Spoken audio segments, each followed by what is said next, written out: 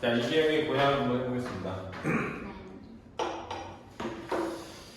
자, 1차 강점기를 다루는 작품들 중에 제일 많은 건 뭔 것 같아?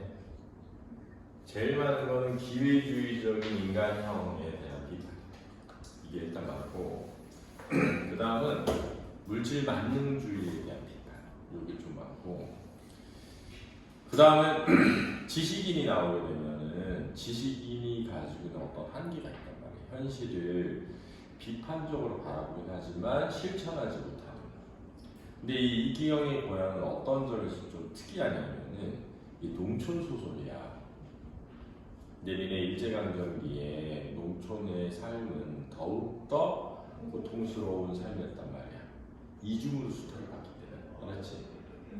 특히 일본인들이 와가지고 우리나라의 농토를 굉장히 비싼 가격에 샀어. 근데 비싼 가격에 사니까 사람들은 이거 비싸게 팔아서 그 돈에서 일부는 빚을 갚고 일부는 돈을 사야지 이렇게 생각했는데, 그렇게 일본인들이 막 농토를 사니까 농토 가격이 어떻게 돼? 전반적으로 다 올라가. 그래서 결국은 자작농이었던 사람들 중에서도 대부분이 소작농이 된 경우가 많았고, 그렇게 해서 땅을 누구한테 뺏긴 거야? 일본인한테 뺏긴 사람이 많았단 말이야. 이해되지?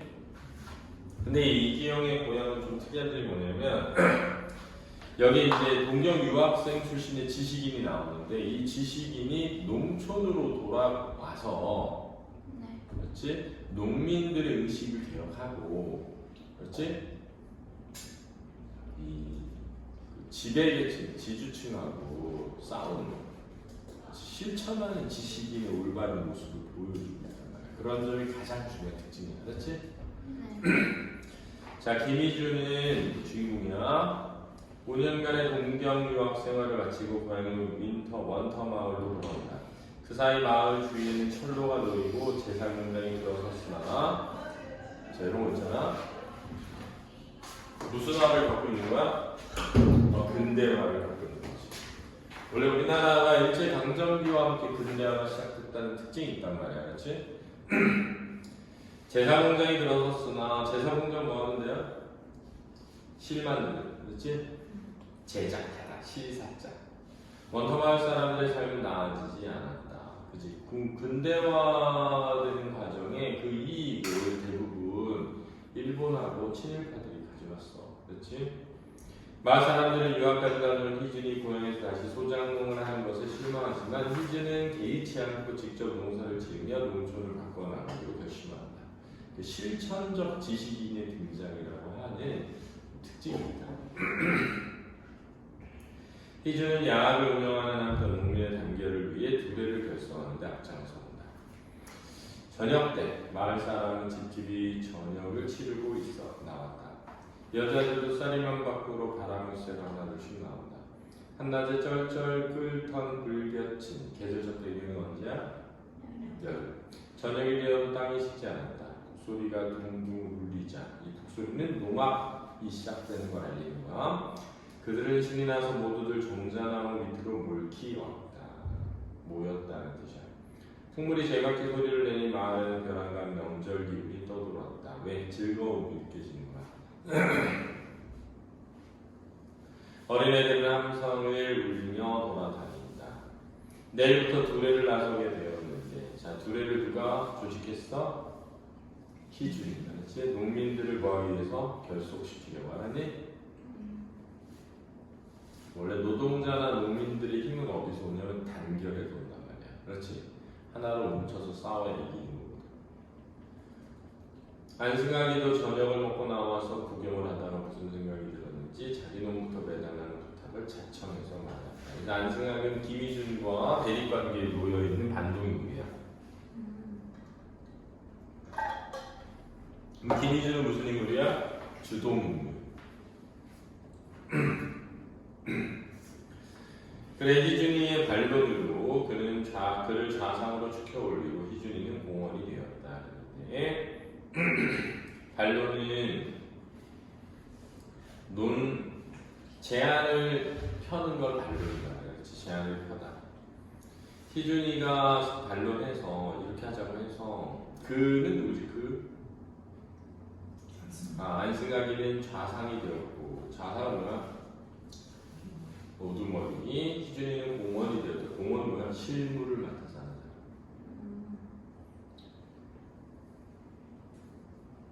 농악을 자진가라고 복각치자.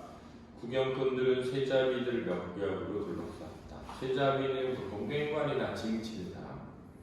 막동이와 이동이 등 소동축들은 벚구제비 노름을 하고 뛰놀았다.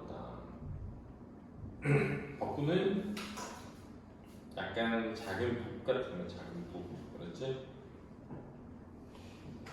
소북 같은 거, 그렇지? 소북 막 치면서 도는 거 있어. 덕칠이와 박서방, 월성이, 백룡이 들은 페랭이 위로 상무를 돌리고, 페랭이는 옛날 그 모자야, 그렇지? 모자. 소고를 들고 곤대짓을 하면서 고갯짓, 개구리띠을 하며 뒷걸음질을 쳤다. 그 가운데 쇠두기는 검은 장삼을 입고서 승려들 입는 옷 너울거리며 춤을 추었다.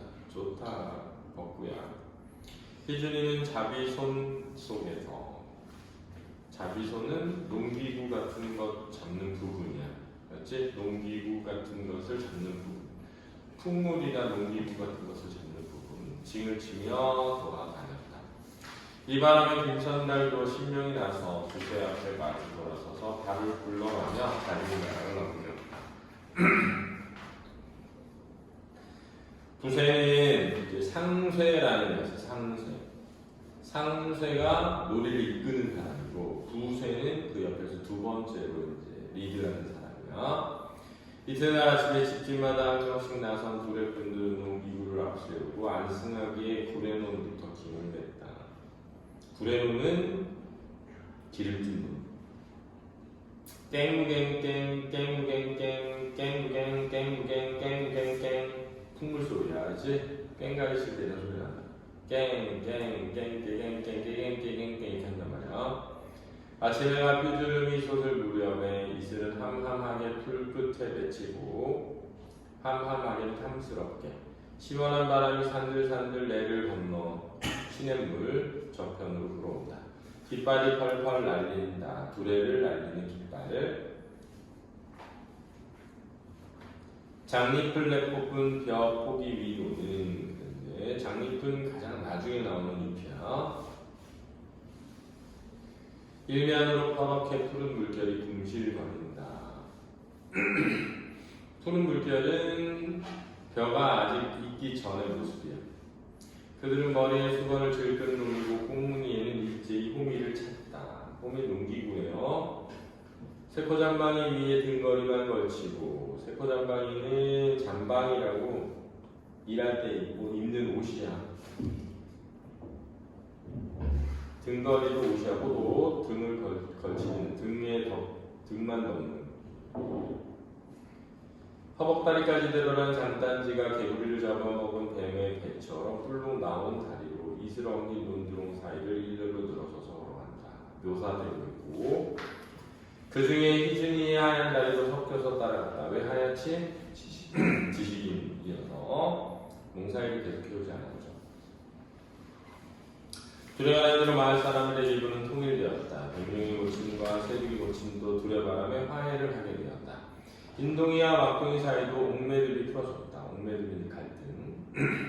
백룡이 모친은 밤저녁으로 두레 노는 것을 보고 오는 길에 세득이 집으로 들어가서, 형님, 세득이가 어쩌면 춤을 그렇게 잘 춘다고 하고 다정한 목소리를 꺼내었다. 자, 이런 대사도 같이 인물 간의 관계가 뭐해지고 있음을 보여줘? 좋아지고 있음을 보여준 거야, 그렇지? 그러니까 결국 희준이는 이런 두레를 통해 가지고 마을 사람들 간에 뭘 이끌어내는 거야? 단결을 이끌어내는 거지. 통합을. 들어와 담대한테 자시고 가. 백룡이 모치는 세득이 모치니 권하는 대로 들 위로 올라앉아 다정스럽게, 형님, 그전 일로 조금 더 어찌 알지 마소. 나도 그때 분지도에 그랬으니. 분지도는 분한 기운에 화나서 그런 거니까 너무 마음에 쓰지 말라는 거, 알았지? 남겨두지 마라. 서로 그렇지. 우리가 무슨 원수 줄 거 있는가 봐. 자, 무슨 불법? 서리법. 원수 줄 거 있어? 없지. 그러게 말이지요. 자네도 조금 더 어성버성 생각하지 말게. 어성버성 어색하게. 싸움부터 정붙는다고 그럴수록 자네세. 그다 이를 말씀이요. 이를 말씀이요는 뭐니? 당연히 맞는 말이죠. 이 뜻이야. 당연히 맞는 말이죠. 새벽에 쳐도 상냥한 표정을 보였다. 참으로 그들은 언제 싸웠냐 싶게 오곤도곤 이야기를 하였다. 오늘 논을 메고 쉬는 참에 덕질이는 인동이와 막둥이를 노렸다. 인동이와 막둥이를 노렸다는 게 뭐야? 둘 사이의 뭐를 갈등을 뭐하려고? 풀어주려고 마음 먹다 이거지. 둘 사이의 갈등을 풀어주려고 마음 먹다. 이놈들아 그래 싸움에서 누가 졌니? 두 놈이 다 뇌물 속에 물구나무 섰다더니 막둥이가 졌대유. 수동이가 맞장구를 치니까 자주 와 하고 홍소를 내뿜는다. 홍소는 입을 크게 벌리고 웃는 웃음이야. 에이 왜 집어서 밥을 먹니? 나 같으면 송편으로 목을 다 죽겠다. 아니에요. 그래가 꼭 쨍쨍해졌던 이유 막둥이는 낯을 붉히고 웃는다. 인동이도 부끄러웠다. 자 이런 얘기를 하면서 서로 오해가 뭐하는 거야? 풀리게 되는 거야. 그러나 막둥이는 방개가 보는 데서는 신명나게 더 잘 뛰노는 것 같았다. 방개는 둘이 좋아하는 여자야. 그렇지? 인동이와 막둥이가 좋아하는 여자야. 그러니까 결국 이 둘은 누굴 두고? 방개를 두고 서로 뭐였던 거야? 갈등을 빚어왔던 거야. 그렇지? 세상에서 제일 중요한 게 뭐야? 여자지. 남자한테는. 그렇지? 여자는 어때? 여자한테는 안 그러지? 여자한테는 세상에 제일 중요한 게 여자지. 그치? 너네 또는 친구 이런 거. 남자한테는 세상에 제일 중요한 건 여자지. 백룡인의 논을 내려와서 둘에는 한바탕 들판을 놀고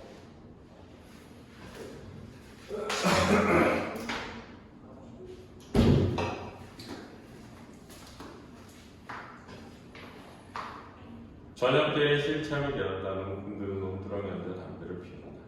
술을 많이 먹으면 논을 거칠게 맨다고 그들은 누구에게나 한 번에 한 사발 이상을 더 먹이지 않았다.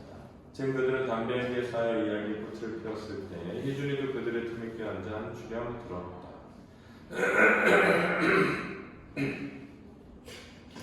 뛰어서 말을 했다. 아니 희준이는 그러다 농꾼 되기 쉽겠네. 풍물 치는 것은 어디서 그렇게 배웠나. 김선달 앞니 빠진 말상 같은 얼굴을 들고 허허 웃는다. 직유법식인 거고 생김새를 드러내겠다. 글쎄 말이지 논도 매면 곧잘 매겠는데 왜 농꾼이 되면 못 쓰나요? 희준이는 그들 쳐다보고 따라 웃는다.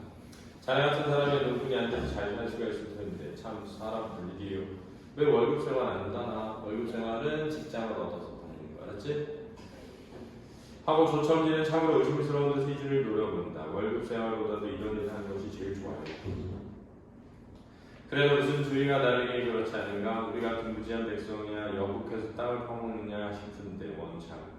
조첨지는 다시 의심스러운 눈을 희준이에게 돌리는데 그러나 희준이는 잠자코 그들의 대화를 듣고 있었다. 그들은 오히려 원시적인 우미한 생각에 사로잡혀 있었다. 원시적인 우미한 생각이 뭐야? 옛날 방식의 사고 알았지? 인간의 생산력이 유치하였을 때, 유치하다는 건 낮았을 때, 자연에게 압박당하고 사회환경이 지배를 받을 때 그들은 이것을 불가항력으로 돌리는 동시에 인간을 무력하게 보고 따라서 숙명적 인생관을 갖게 되지 않았던가? 지금 이들에게 노동을 신성하다. 사람은 누구나 노동을 해서 먹고 사는 것이 가장 옳은 일이라고 농사 짓는 것과 석탄 캐는 것과 고기 잡는 것과 길쌈하는 것 같은 생산적 노동은 그것들이 우리 생활에 직접적으로 필요한 것만큼 더욱 귀중한 일이라고 설명을 한다고 했자 잘 알아듣지 못한다. 왜? 옛날 사고방식에 사로잡혀 있어서. 그들은 놀고서도 잘 사는 사람을 부러워한다. 누구? 지주나 돈 많은 사람들. 놀면서 잘 사는 까닭이 웬일인지 몰라도 사실이 그런 것과는 거짓말이 아니다. 놀면서 잘 사는 까닭이 웬일인지 몰라도 어떻게 놀면서 잘 사지? 그건 몰라도 사실이 그런 것과는 거짓말이 아니라 이게 뭐냐면 그런 사람이 있기는 있다. 희준이는 올봄에 뒷산에 올라와서 떡갈나무를 보고 느끼는 걸 생각한다. 지금 이들은 마치 떡갈나무의 묵은 잎새와 같이 낡은 생각이 붙어있지 않은가? 비유적 표현이야, 알지? 묵은 잎새가 낡은 생각이야. 햇잎새는 뭐야? 새로운 세상. 길게 싹 퍼나오는데 묵은 잎새는 그대로 그 밑에 붙어있다. 그들은 새 시대를 맞이하면서도 새 시대가 뭐야? 햇잎새. 오히려 묵은 사랑이 사라지 앞에 있지 않느냐 비판 조사. 봄이 인간의 봄이 누구 녹아야만 그들의 묵은 잎새도 떨어지려는가. 그러니까 희준이는 그치 마을 농민들의 생각을 뭐하고 싶은 거야? 바꾸고 싶은 거야. 저녁 때였다. 한창을 이리 논을 배우려 희준이도 호미를 들고 논 안으로 들어섰다. 그는 제일 거머리에 뜯기는 것이 징그럽고 둘째로는 허리가 아픈 것이 견디기 어려웠다. 다른 사람들은 그가 그저 따라다니는 것을 미안하게 여겨서 그런 줄만 알고 공원은 논을 베지 않아도 좋다고 말린다. 공원이 뭐야? 실무 일을 하는 사람 알았지? 그래. 그 아이들은 그런 생각을 아닐 만큼 논 베는 것을 배워본다고 참 착이 되더라도 배워왔다. 처음에는 호미가 잘 돌아가지 않았다. 떡덩이 같은 지식인이 잔뜩 낀 흙덩이를 작업하면서 엎지르며 벼폭이 사이로 기어나가기란 여간 힘들지 않았다. 많이 힘들었다는 거야. 장잎은 맨 마지막에 좌우로 얼굴을 스쳐 딱딱하면 눈 찌르기 쉬운데 등어리는 물볕이 내리쬐 있다. 발밑에는 뜨거운 물이 부글부글 흐른다. 자, 농사일이 뭐야? 어려움. 그러는 대로 숨이 콱콱 막히며 얼굴에는 땀방울이 철철 흐른다. 내 살을 꼬집어 남의 앞에 사장 안 됐다고 자기가 직접 육체적 노동의 고통을 당하고 보니 그전에 놀고 먹던 후들이 뉘우쳐진다. 지식인으로서의 삶이야. 반성적 태도고 이들의 피땀의 열정이 곡식을 거저하다 본 것이 황송하다. 성찰하는 거지, 그지? 해질구령까지 100명인의 돈을 다 메고 나서 깃대를 들고 그들은 마을로 돌아왔다. 그 집 앞마당에 또 한바탕 뛰며 놀았다. 100명이 묻히는 술 한 종이를 사다가 일꾼을 먹였다. 그도 술이 취해 얼그랑 바람에 달려들더니만 치맛자락을 걷어들고 새두기와 마주서서 엉실엉실 춤을 춘다. 그리고 지하를 불렀다. 구경꾼들은 그들이 똥을 끼얹고 싸우던 엊그제 생각나서 속으로 웃었다. 그날 밤 이준이는 밤새도록 허리를 끙끙 앓았다. 왜? 고된 노동해. 알았지? 이렇게 농민들과 함께 하면서 점점 농민들과 뭐하는 거야? 동화되어서 하나의 힘을 모으는 거야. 그래서 억압하는 세력이 뭐하고 대항해서 싸우게 되는 거다. 알았지? 수고했습니다.